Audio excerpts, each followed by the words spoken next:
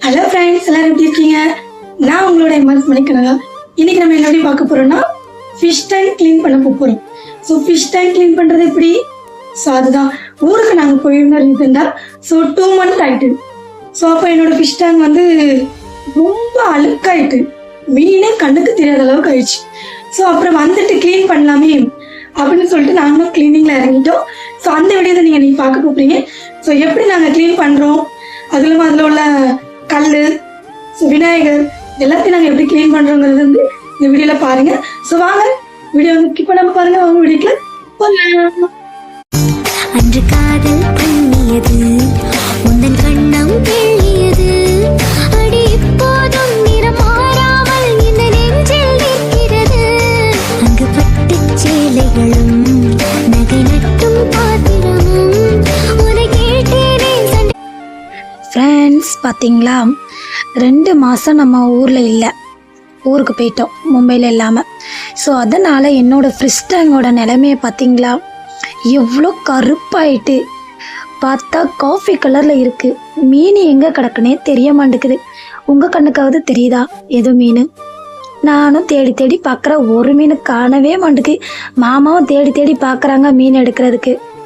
ஆனால் பார்த்தா மீன் கண்ணில் பட மாட்டேங்குது. பாருங்க, பட்டாலுமே அது ஓட ஆரம்பிக்குது.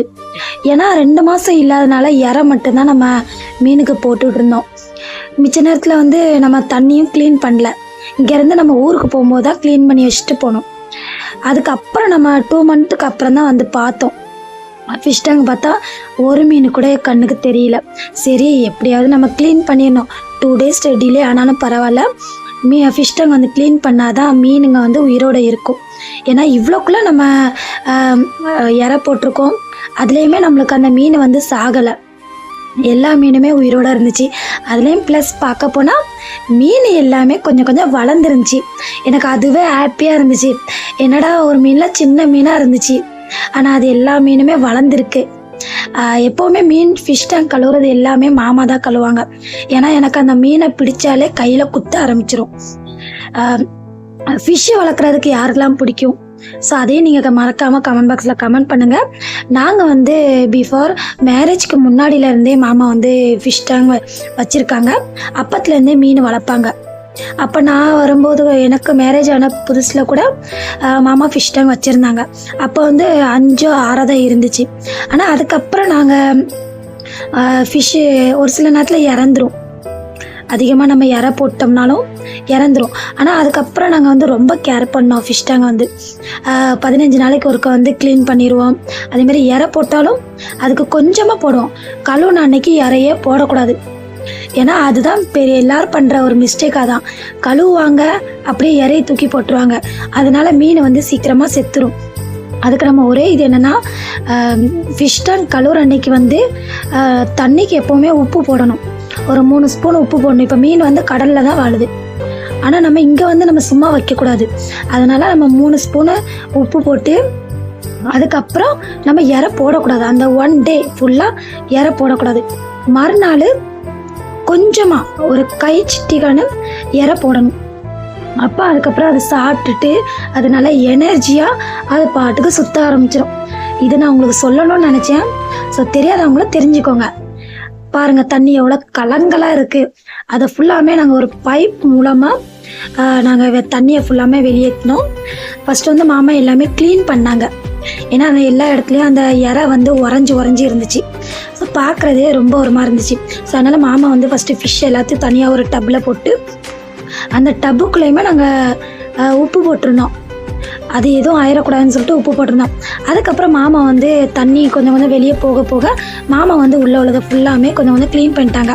அதுக்கப்புறம் உள்ளேயும் நம்ம கல்லெலாம் வச்சுருந்தோம் டிசைனிங்காக, பார்க்குறதுக்கு ஷோவாக இருக்கட்டும்னு சொல்லிட்டு கல், அப்புறம் வந்து ஒரு விநாயகர் சிலை, அப்புறம் யானை சிலைலாம் வச்சுருந்தோம். நீங்கள் ஆல்மோஸ்ட் லைவ்லலாம் நான் வச்சுருப்பேன். அதிகமாக ஃபிஷ் டேங்கை தான் நான் காட்டியிருப்பேன். எப்போவுமே ஃபிஷ் டேங்க் நான் அடிக்கடி காட்டுவேன். ஸோ அதில் வந்து நாங்கள் எப்போவுமே ஷோவாக இருக்கணும்னு ஒவ்வொரு திங்ஸ் நான் வைப்போம். அந்த திங்ஸ் எல்லாத்தையுமே நம்ம சோப்பு போட்டு கழுவக்கூடாது. மெயின் விஷயம் இதான். நம்ம ஃபிஷ் டேங்க்குள்ளே என்னெல்லாம் நம்ம வைக்கிறோமோ அந்த பொருளை வந்து நம்ம வந்து தண்ணி யூஸ் பண்ணி தான் நம்ம பண்ணணும். அது இல்லாமல் சோப்பு யூஸ் பண்ணக்கூடாது. நம்ம ஒரு ப்ரஷ்ஷு, பல்லு வளர்க்குற ப்ரஷ்ஷை வச்சு நம்ம அதை ஃபுல்லாக வாஷ் பண்ணணும். அந்த கல்லையுமே நம்ம 3க்கு 4 வாட்டி அதை நல்லாமே வாஷ் பண்ணி எடுக்கணும். எப்போவுமே சோப்பு மட்டும் யூஸ் பண்ணிடாதீங்க. நீங்களும் ஃபிஷ் டேங்க் வச்சுருந்தீங்கன்னா அது க்ளீன் பண்ணும்போது ரொம்ப கேர் பண்ணி க்ளீன் பண்ணுங்கள்.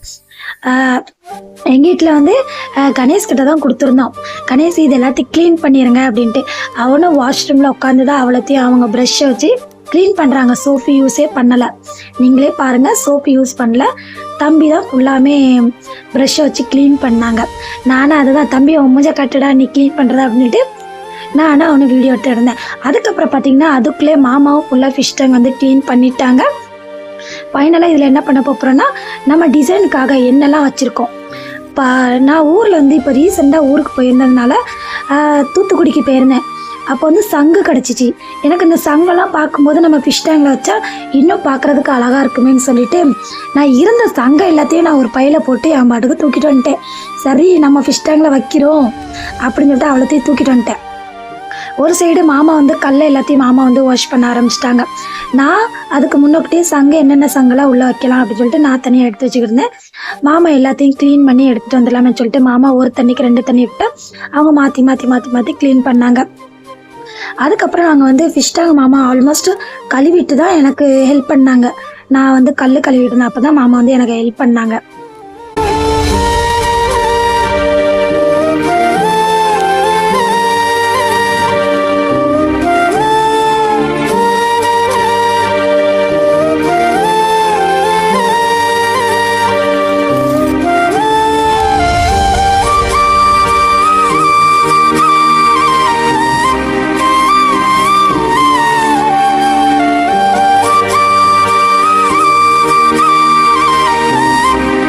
ஆல்மோஸ்ட் ஃபிஷ் டேங்க் வந்து மாமா கழுவி முடிச்சிட்டாங்க. ஃபிஷ் டேங்க்கில் நம்ம என்னெல்லாம் டெக்கரேட் பண்ணலாம் அப்படின்னு சொல்லிட்டு நம்ம அதுக்கான தேவையான என்னெல்லாம் வைக்க போகிறோம் அப்படிங்கிறத வந்து நாங்கள் அடுக்க எடுத்து வச்சுருந்தோம். சங்கு, மெயினாக சங்கு தான் இதில் ஸ்பெஷல். இந்த டைம் தான் நான் சங்கு வைக்க போகிறேன் டெக்கரேட் பண்ணுறதுக்கு. அதுக்கப்புறம் மாமா வந்து ஆல்மோஸ்ட் எல்லாமே ரெடி பண்ணிட்டாங்க. அந்த கல்லெல்லாம் டெக்கரேட் பண்ணும்போது நான் வீடியோ ஆன் பண்ண மறந்து விட்டேன். ஸோ அதனால் அது எடுக்க முடியாமல் போயிடுச்சு. நெக்ஸ்ட் டைம் நான் ஃபிஷ் டேங்க் கிளம்பும்போது அதையும் மென்ஷன் பண்ணி விட்டுருதேன். அப்புறம் மாமா வந்து ஒவ்வொரு மீனாக வந்து ஃபிஷ் டேங்க்கில் விட்டாங்க. அதுவும் அந்த அரிப்பு மூலமாக தான் எடுக்க முடியும்னா அதை பிடிச்சோம்னா வழுகி போகும். இன்னொன்று குத்தும், கையில் முள்ளெல்லாம் குத்துன மாதிரி இருக்கும். அப்புறம் எல்லா மீனையும் நம்ம ஃபிஷ் டேங்கில் விட்டாச்சு. அதுக்கப்புறம் ஃபிஷ் டேங்கில் அந்த மீனுங்க பண்ணுற அலப்பறையை பார்த்திங்களா, ஒவ்வொன்றும் அங்கே ஓடுது இங்கே ஓடுது. அதுகளுக்கு புது தண்ணி கிடச்சிட்டுனாக்கே அதுகளுக்கு கொண்டாட்டம் ஆயிடுச்சு. அதனால் நல்லா சுறுசுறுப்பாக ஓட ஆரம்பிச்சிட்டாங்க.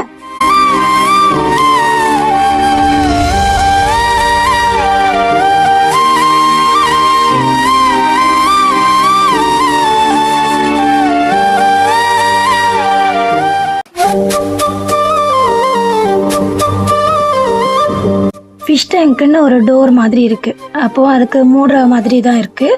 ஸோ இதில் என்னென்னா லைட் செட்டிங் பண்ணிக்கலாம். நம்ம கலர் லைட்டாகவும் செட் பண்ணலாம். இல்லைனா நம்மளுக்கு ஒயிட் கலர், ரெட் கலர், அப்படி எந்த கலர்னாலும் நம்ம செட் பண்ணிக்கலாம்.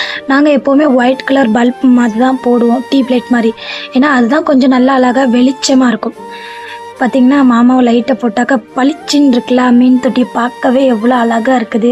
ஸோ ஃபஸ்ட்டு நம்ம பார்க்கும்போது எப்படி இருந்துச்சு, நம்ம மீன் தொட்டி ரொம்ப அழுக்காக இருந்துச்சு. ஆனால் இப்போ பாருங்கள் எவ்வளோ அழகாக இருக்குது, எவ்வளோ அழகாக மீன்லாம் விளையாடிக்கிட்டு இருக்குது பார்த்திங்களா. ஸோ உங்கள் வீட்டிலே ஃபிஷ் டேங்க் இருந்துச்சுன்னா ஸோ மறக்காமல் கமெண்ட் பாக்ஸில் எங்கள் வீட்டிலே ஃபிஷ் டேங்க் இருக்குங்கிறத வந்து கமெண்ட் பாக்ஸில் கமெண்ட் பண்ணுங்கள். அதே மாதிரி என்னோடய வீடியோ உங்களுக்கு பிடிச்சிருந்துச்சுன்னா மறக்காமல் லைக் பண்ணுங்கள். அப்படியே நம்மளோட சேனலை வந்து தொடர்ந்து சப்போர்ட் பண்ணுங்கள்.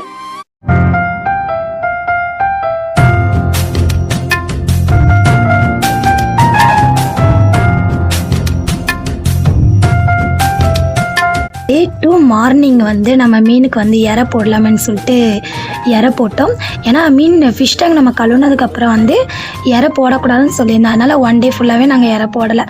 மறுநாள் தான் கொஞ்சமாக நம்ம கைக்கு கொஞ்சமாக நம்ம ஃபிஷ் டேங்கில் வந்து இறை போட்டோம்னா அது பாட்டுக்கு நல்லா ஜாலியாக இருக்கும்.